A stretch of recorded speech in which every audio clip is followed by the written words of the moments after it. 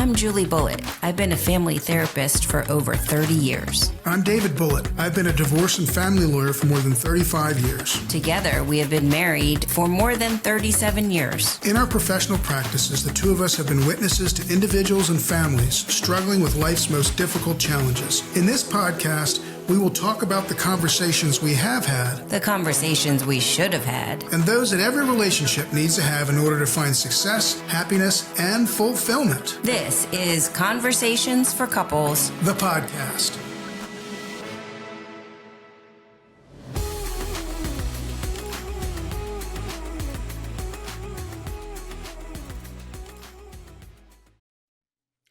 Welcome back, Conversations for Couples. the podcast. We're here today with Casey and Meygan Caston. They've been married for 21 years.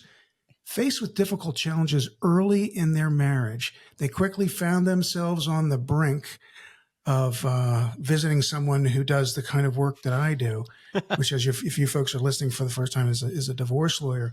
But they were determined to turn things around. They were frustrated a bit by ineffective and costly traditional therapeutic approaches. The Castons created practical tools and resources to help couples strengthen their marriages. This inspired the launch of Marriage 365, the app. It offers affordable and convenient support for relationships that, as of today, has helped over 100,000 couples. The Castons have authored 5 books, lead global marriage retreats, and offer one of the top premarital courses in the United States. Sadly for us who are on the East Coast, they're coming to us from the West Coast, sunny Southern California. Welcome, Meygan and Casey. How are you today? Oh, we're so good. Glad to be with you guys. Oh, we're so happy to have you. We really are. And as Julie mentioned a few minutes ago before we got on, you know, we see a lot of similarities in what we do and what you do, maybe from different angles and so forth. So I'm anxious to dig into that. But first, I want to talk a little bit about what Casey told us when we first met. And that was the difficulties that you had out of the blocks when you were together 21 or so years ago. So talk to us, if you would, about what that was, if you don't mind, and how close you came to that sort of divorce precipice. Yeah. So when Meygan and I met, and during those dating years, it was so much fun. Like, we had a blast. I remember walks along the beach. I remember sitting on our moped till the sun came out, talking all night long. And I was like, this is fantastic. She's hot. I'm very attracted to her. She's a great conversationalist. She's very confident. I love that strength that I found in her. And honestly, I thought, gosh, if we got married, we would just be doing this like forever. And then we got married. And it was so, it was like a shot from behind. What do you call it? Like a cold, Or a bait and switch. well, it was like I got sucker punched, because what I did not know was I never had an angry outburst, never ever yelled at anybody. And then as soon as I got married, I became extremely upset with Meygan, because what I had done was all the expectations of, you're going to make me happy, you're going to make everything great. Like, the dating experience is going to be exactly what we live into. But once we got married, it changes. The dynamic changes. You have to work together as a team. I had no tools. I had no examples. I had no, like, even mentors to show me what was the transition from dating to marriage. And the fact is that between both sets of our parents, there's 12 marriages. So my mom's been married 6 times. My dad's been married 3 times. So David, I don't know if you have punch cards, but because she should probably get the 7th one free. Frequent flyer miles? Yeah. Frequent flyer. I mean, so all we had known was divorce, walking away, mental illness, affairs, and so all of that came rushing in once we started to try to work as a team, because dating is just the fun stuff. Yeah. But then when it's the work of, how do we make this life to work together? Man, we were more different than we were like. Yeah. So it was the 3rd year of our marriage where I remember, not only did I fall out of love with Casey, but I was thinking I made the biggest mistake of my entire life. Wow. I had deep-seated resentment towards this man. Mm-hmm. I could not see any positives he was doing, even though he was doing positive things. Mm-hmm. They weren't there for me. And Yeah. so I started researching divorce attorneys. And my best friend at the time basically said, hey, this is a huge decision to make. You need to go talk to somebody. So I went to a therapist, and the therapist was phenomenal. I love her dearly. She changed my life. And she let me talk bad about Casey for the whole session. And I said how it's all his fault and, you know, whatever.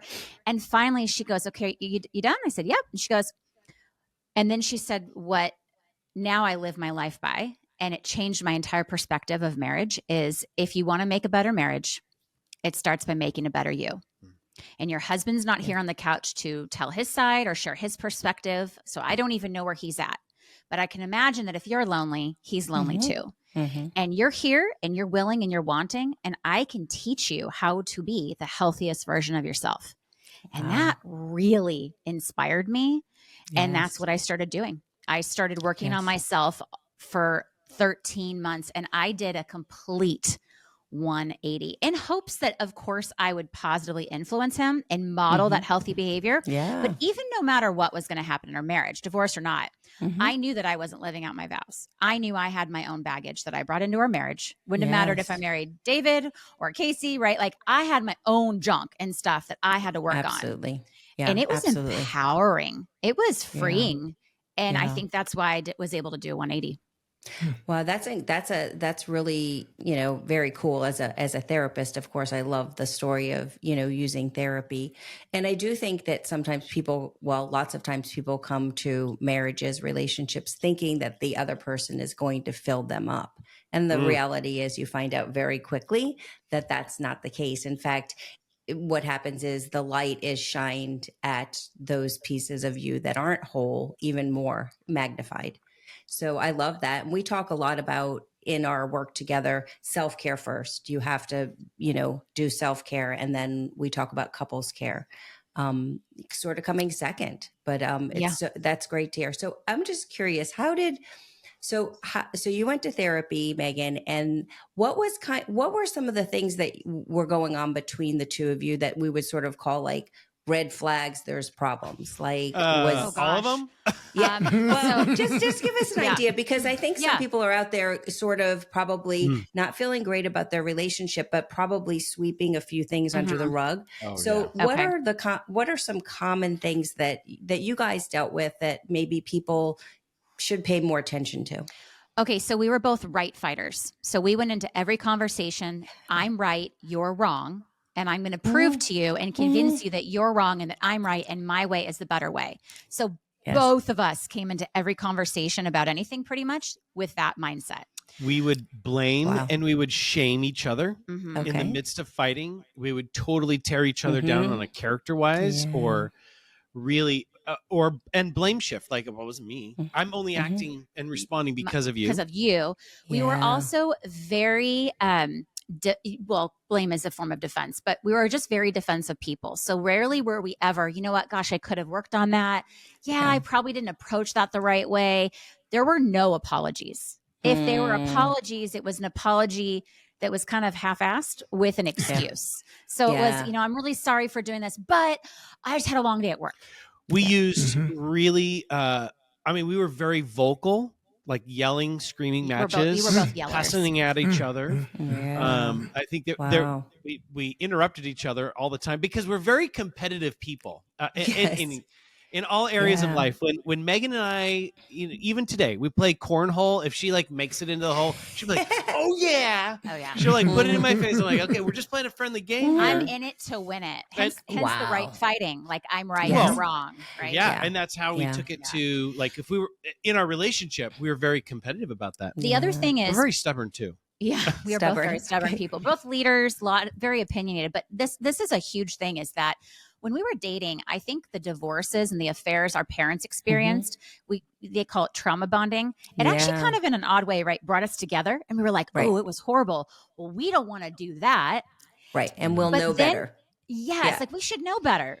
And then when we got married and we didn't have the skill sets, the knowledge, we hadn't processed things, it was actually that trauma and the lack of boundaries with our family. Ooh, I mean, if there is one area that I would say we are actual experts on, it is in-laws and family, because we did everything wrong. There was one Christmas, you guys, where we went to 4 different homes, one Christmas, and I was pregnant. Wow.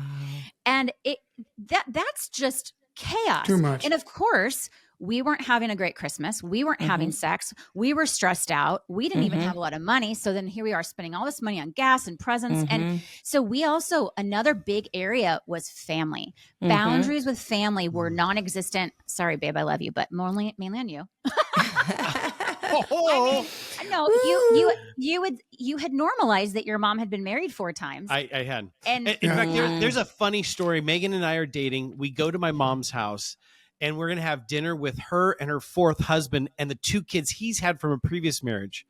There's a knock at the door. It's her 3rd husband and the kid that they had together, which would be my half brother.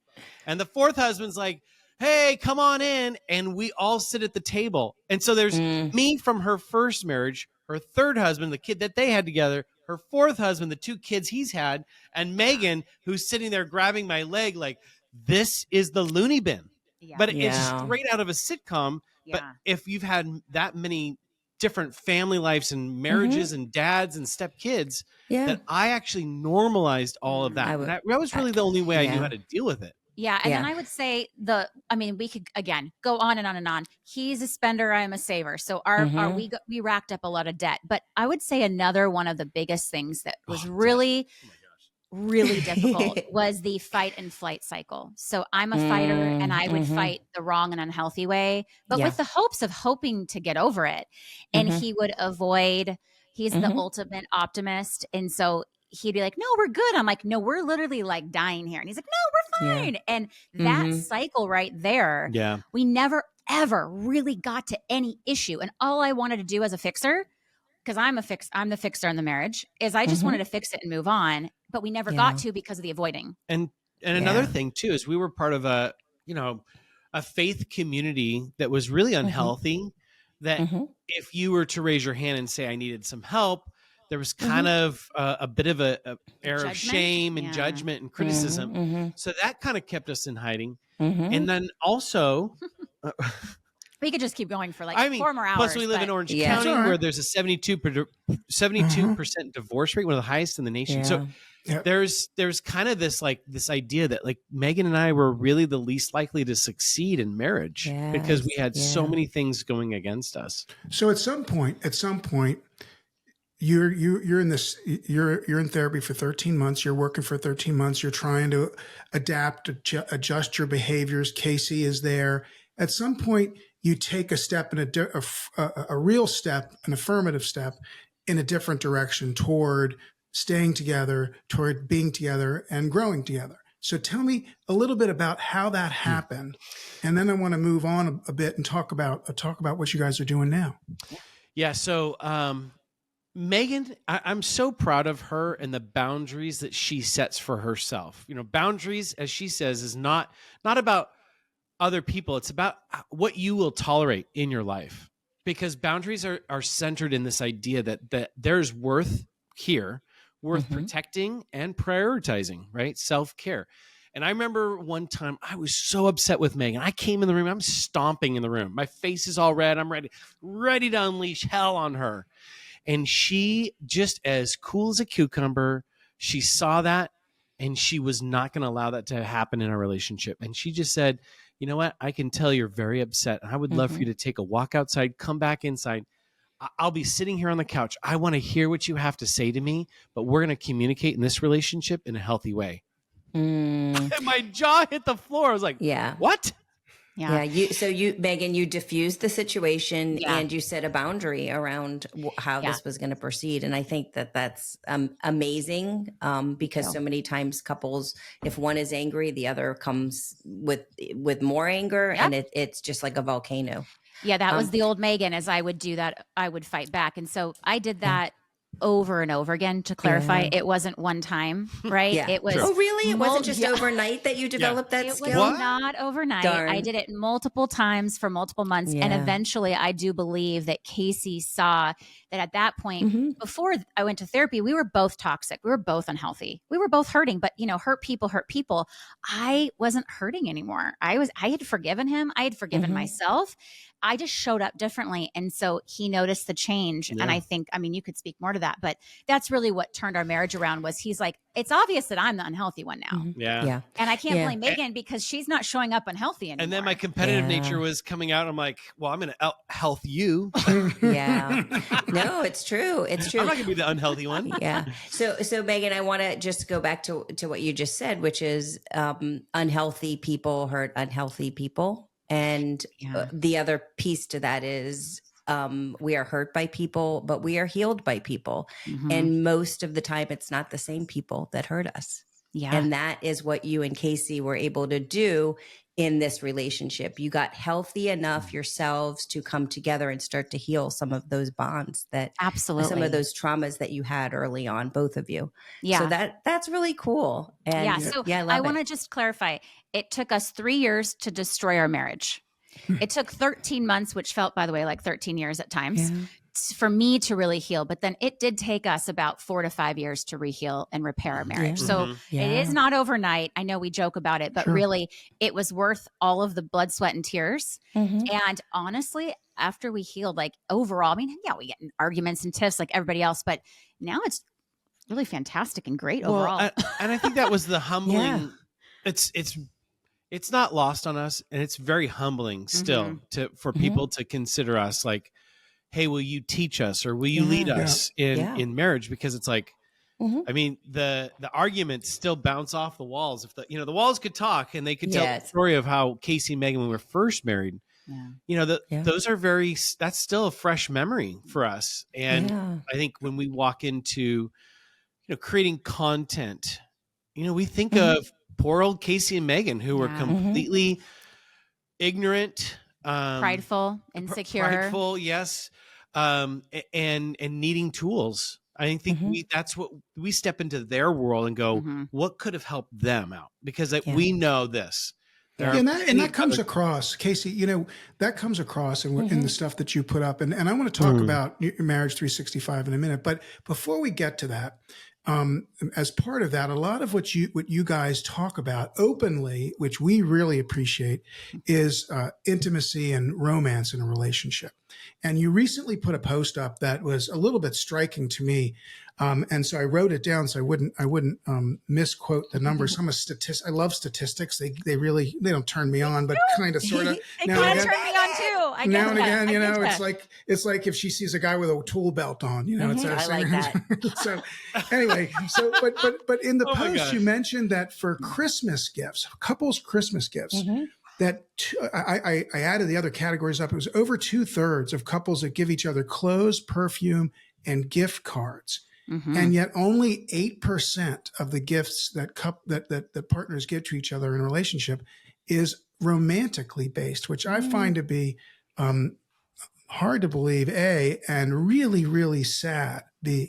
So tell us a little bit about how you guys in your program, we're going to talk about that, how you try to bring out a topic that is, we both have talked about this, is very difficult for people to talk about with others. Yeah. And part of that survey we did is, we want to put out content, just like you guys, that are actually going to help people, not just because we want to do it or we think it's an interesting topic. Like, let's help the people in the areas that they're struggling with. And we were really interested in, we know we invest in our marriage and we know how important that is. But obviously with the state of marriage nowadays, people aren't investing in it until there are problems. Correct. You guys both know this in your line of work. Yes, they come to our offices. And it's, to me, it's like, if our children were failing math, we would get them a tutor. If our car is making a weird sound, we would go to a mechanic.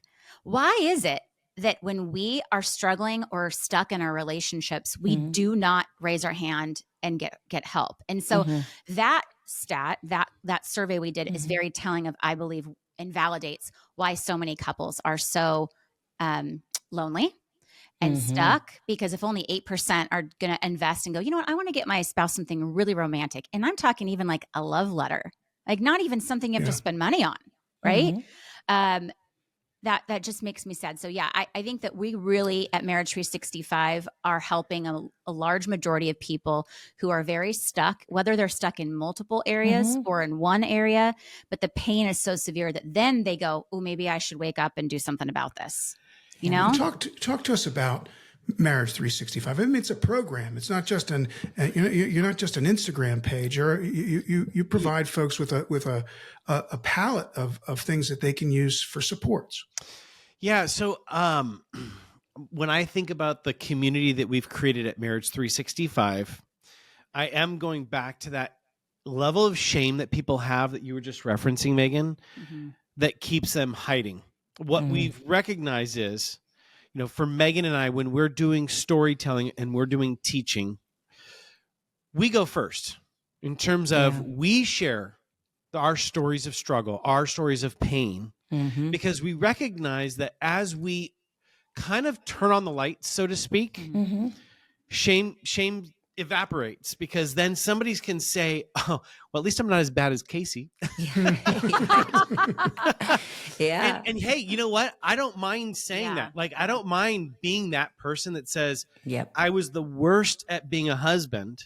If that makes someone feel safe to say, okay, well, what else do you have to say? Or I can see myself in your story. Because I think that that's the power of storytelling is, we're not willing to, and you would know this, Julie, we're not able to enter sometimes into our own story. We're like blocking that. Right. Then we hear somebody else's story and it creates kind of an on-ramp for us to enter. And I get, I see the similarities in their struggles, or I see myself in Meygan or Casey in the way that they approach life. And that to me is what I'm most excited about, is that we could be a cultural change agent for people to say, it's okay to get tools and resources for your marriage. We don't have to run off assumptions. We don't have to be stuck.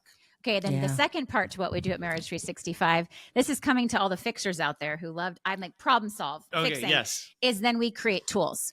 Because when I was in the therapist's office, I'm like, I know I need to forgive. I don't know how to. And she actually taught me all these different techniques and processes to go through. And I thought, well, no one should go through life thinking, oh, I'm stuck in unforgiveness. There's actually tools out there that can help people. So we have, and Casey and I wake up every day and we go, okay, wait, someone's struggling with validating their spouse. What could we create? That happened in our relationship. Yep. Yeah. I didn't feel validated. Casey's like, what if we came up with a tool that we could use, that any couple could use? And that's what we do every day. We wake up and we think of worksheets, videos, tools, steps, anything that would actually be able to teach someone how to overcome the resentment, how to talk about the in-laws and keep defenses down, right? Because there are so many tools and techniques out there. People just don't know. Yeah. No, 100%. And I love all those things that you're talking about. And the work that we do also is very much tool oriented. People need tools. And as a therapist, when people come in my office, they usually leave with homework. And love that. Yeah, because you have to practice whatever it is that you're working on. You have to practice it. It doesn't come overnight or by doing it one time. And one of the things, well, there's so many things that you've said that really are striking, the things that David and I talk about. But there's a quote from President Kennedy. Yeah. Which was the time to fix the roof is when the sun is shining, which is what I thought about as you were talking. And most of us are reactors, right? We don't handle things peremptorily or proactively. And we react, and oftentimes, and I was listening to Casey a few minutes ago. Oftentimes, those reactions are in the moment, and they're not positive reactions, or not, and they don't come across in the way that you want them to. So in Marriage 365, you've got courses, and there's one particular that caught my attention. I want to ask you about in a second. But you, and I know you have books, and you have a new book that's coming out. We're going to talk about in a moment as well. But so let me ask you about this one class, because we talk a lot about this. And that one you call, let me find it. Happily Ever After Premarital, your premarital course. Oh, yeah. For folks who have not yet gotten married. And what we found was interesting, we just really started doing this together in the last couple of years. But what we thought, our audience is going to be, people in their 40s, 50s, and 60s. And what turned out was that we have been in contact and spoken with and worked with folks. A lot of people haven't yet gotten married. And so I'm interested to hear from you about, without giving everything away, obviously, but what do you do to help folks, who are getting married in 6 months or 9 months or a year when and they're doing the right thing. They're thinking about what it's going to look like. We didn't do it. You guys clearly didn't do it. You got married and she looks Hope for great. the best. She looks great in a bikini, and that was good enough for me, right? So what do you do? How do you work with those types of folks? Well, first, I want to affirm that if someone's listening and they are dating, or even if they're single and they desire to have a happy relationship or they're engaged, kudos to you. I mean, I do think you've already are way up above all of us who didn't do that. Yes. If you're listening, if you're not married yet and you're listening to a divorce attorney talk about marriage, you are doing the right thing. Actually, you're trying to fix that roof in the sun. I mean, so actually, funny enough, our premarital course was one of the first things that we created at Marriage 365 because we were thinking about there's so many couples that are struggling, but if they actually had set the right expectations, not what Casey and Meygan did, going into marriage, then there wouldn't be. It's almost like a preventative thing to, for hurting couples. And in that course, we focused on what are the essential strategies and tools needed to sustain yourself with the rigors of marriage. What does it look like? As we kind of joke with, marriage is about becoming one. And I think the first couple of years is trying to figure out which one, me or her, I love me that. or her. And how do you blend together and work as a team? Opposites do attract, and that's what brings you together as a couple. Yep. But then when you're trying to work on a budget or, what are our schedules and the roles and responsibilities, opposites really start to attack, if anything. Yeah. Like one of the quick tools we teach in that course is called the weekly marriage business meeting.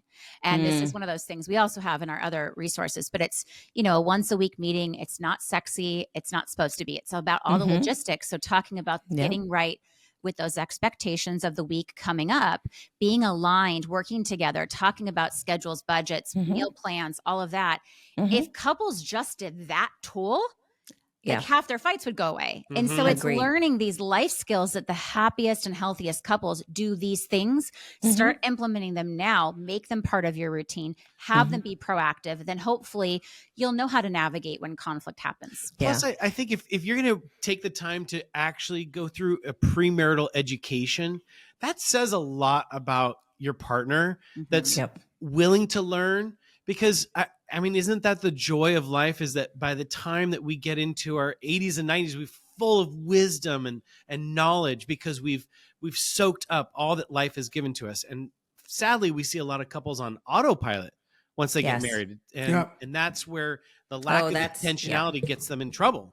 Yeah, absolutely. And that's where I was going with you next. So now we get to the relationship, the couples that have been together for a while, and I have a bookmarked, patented, and copyright this phrase. So if you use it, you got to credit me. It's sort of a malaise creep, and so people often ask me, and I've been doing divorce work for 38 years. What's the most common reason people get divorced? It's cheating or financial problems, couldn't parent together, whatever it may be. And the reality is that the large majority of the folks that have come to me are not really angry. They don't really hate their partners. They don't really dislike them. They just don't really care to be around them anymore because of after year, and you have kids. We're busy. We're going places. We got to get them here, get them there. We got to make sure this gets bought, this gets fed, this one gets done, and so forth. And you sort of lose track right, of the person who's sitting across the table. So and you actually, and there you go. You know, I did my homework because you did another post right along those lines recently, where you talked about recognizing when we go from lovers to roommates. I think is what you called it, and that's kind of what it is, and it's sad. Yeah, it's when cruise control takes you down a different road, right? Yeah, we say like you can't pause your marriage while you're parenting your kids. Like there is no pause, because if you're pausing it, you're losing it. And there's two reasons why people slowly fall out of love. They stopped getting curious about one another and about themselves, and they stopped being intentional. Whether they were aware of it or not. And I want to give people the benefit of the doubt that most couples don't even know that they're not doing those two things. But if you think about when we were dating, we were so curious and we asked these really good questions and tell me about your family and, what's your major and what do you want to do? And do you like to travel? And we for some reason, stop asking those kinds of questions when we get married and kind of fall into the mundane routines. The other thing we stop doing naturally, I think for most people, is we stop being intentional.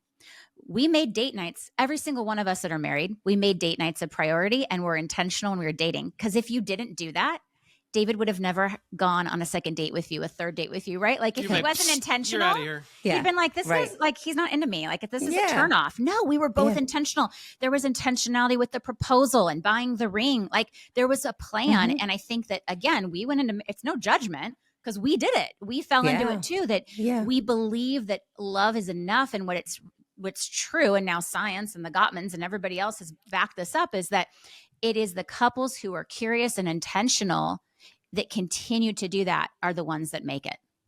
Yeah, and I'll add a third component as a therapist, if you will, sort of like the things that happen is the ability and desire to perspective take with each other. Well, and that kind of falls, under the get curious. Like I want to know your perspective, and I want to try to understand it as best I can. Right? Taking. Yeah, perspective. Yeah, perspective taking is huge. Go back to what David was talking about. What did he call it? The Malaise creep. The malaise creep. Okay. Have you heard of the nautical rule? It's called 1 in 60. No. It's for every 1 degree off and every 60 miles you go, you are a mile off course. Okay. So if you set sail from Los Angeles to Hawaii and you're 1 degree off, you will miss the islands. Oh my goodness. And I think that that's what happens with a lot of couples is they get the one, maybe some people are 2 or 3 degrees off, and they don't really feel like, well, we're not losing our minds here. There hasn't been an affair. We're not throwing out divorce words. Yeah, it's not that bad at all. Yeah. And then, that happened on Monday. Then it happens on Tuesday and then Wednesday, and then it becomes a pattern. And one of the things that we recognize is, I think it absolutely is true what you just talked about, is by the time we hear complaints from couples, it's kind of the same thing too. One spouse is just totally indifferent. It's like, I've been asking my spouse for years to engage with me. Yes. And then we have that, and usually it's a wife. Then the husband's calling me and saying, Casey, oh my gosh, what's going to happen? What can I do? And there are conversations I've had to have where it says, I don't think there's anything you can do. Yeah. Wow. She's been asking you for a long time, and you are miles off of the islands. You are so far gone. Wow. Yeah. Well, That's a great metaphor. That is. We're definitely stealing that. Yeah. So. Well, I thought I was thinking, oh my God, is this a therapy term that I should know or something like that? So I'm so relieved. It's a nautical term. I'm so relieved that it's a nautical term and that I wasn't supposed to know it, because I really do like it. But so tell us about your book and about, because I've also seen so much of what you're doing with, questions that are helping people be curious, helping people be connected. So tell us about that, because I know it's coming out, or whatever you call it. What do you call it? Revised and updated. Revised, yes. So tell us about it. Yeah, in 2018, we came out with this tool. I'd been begging Meygan. I said, listen, I need good conversation starters. Like I think back when we were first married, even in the midst of all the fights, I still wanted to connect with Meygan. I still wanted to have something to talk about, because my own fear of abandonment, even though I was mad at her, it's like, can we just talk about something outside of our fights that makes me feel close to you? And so we published that book. To date, we've sold over 100,000 copies, and we've just gotten amazing reviews and stories of testimonials of couples that were separated and used this book to bring them back together, or couples that had been married for years and kind of bored with each other and wanted a spark of life. We've talked to couples that are dating, that use our book to kind of evaluate, am I with the right person? And we even have talked to newlyweds that kind of use that book as well to kind of go, let's prepare for the future. So I think going back to those two pillar points that Meygan, you just mentioned is curiosity. Is if you've been married for a number of years, I think sometimes we're operating off of information that we got when we were dating. Now, we've been married for 21 years. Good job. Okay. I was going to tell you, I you should were know right. this. Yeah. Should have a countdown. That's awesome. Count up app on my calendar so I know exactly how long. That's You know, you awesome. start losing track after you've been married a long time. Like, But Yeah. if I wasn't to get curious with Meygan anymore, I mean, 20 years, we've changed a lot. A lot of our viewpoints have changed and matured.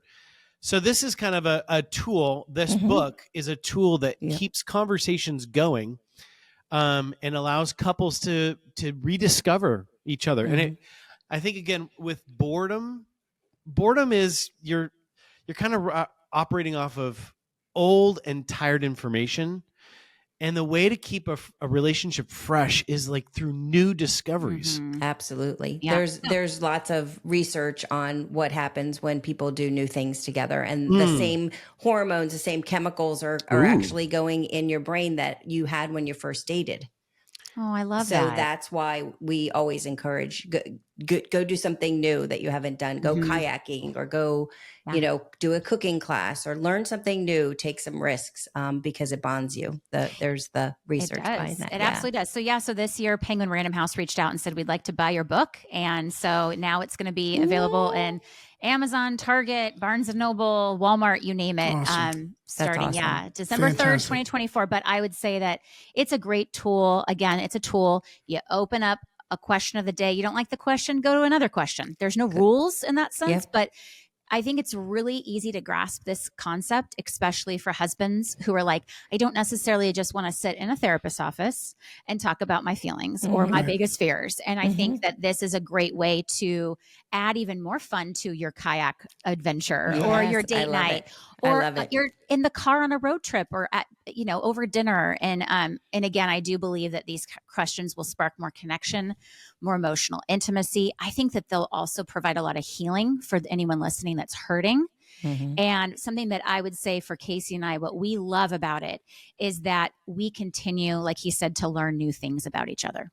That's great. That's great. That's part of growing as a couple. Yep. And we really have had it's been an awesome time talking to you and learning about what you do.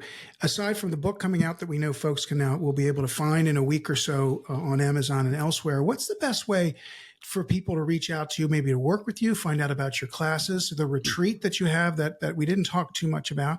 But so mention that as well, and also how folks can get hold of you. Yeah, you can head to marriage365.com. It's our website. Everything's there. And yes, once a year we host a big marriage retreat. It's more like a second honeymoon, kind of a vacation getaway is what I like to say. Nice. And our next one is actually in Southern California in October of 2025, if anyone wants to go. Sunny Awesome. Southern California. Sunny, Yes. California, all year long. I'm going to ignore you said that as we sit here in the gray and 45 degrees on the East Coast. But thank you guys so much for being on, and folks out there, follow them on Instagram at Marriage365. Look for this book because it's filled with some amazing questions, sort of kick-starting ways to start conversations and so forth. Look at their website. There's a lot to be learned for all of us, no matter how good your relationship you think it might be. As always, we are The Bullits, TheBullitts, www.thebullits. You can find us on Instagram, Facebook, X, our YouTube channel, Pinterest. LinkedIn, and Pinterest. I always add that in. I never looked at it. I never looked at that. So hope you've enjoyed this one. Please listen in, subscribe, follow us, and join us next time. We are The Bullits, and this is Conversations for Couples, The podcast. Julie Bulitt is a professionally licensed clinical social worker and family therapist. David Bulitt is a divorce and family lawyer. Julie is not your therapist, and David is not your lawyer. This podcast is meant for educational and entertainment purposes only.